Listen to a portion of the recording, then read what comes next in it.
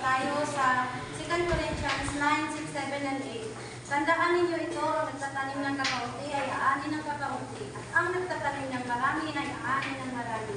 Ang bawat isa ay dapat magbigay ayon sa sariling pasya, maluwag sa loob, at di napipilitan lamang, sapagkat iniibig ng Diyos ang pusang nagbibigay ng may kagalakan. Magagawa ng Diyos na pasaganahin kayo sa lahat ng bagay at higit pa sa inyong pangangailangan upang may magamit kayo sa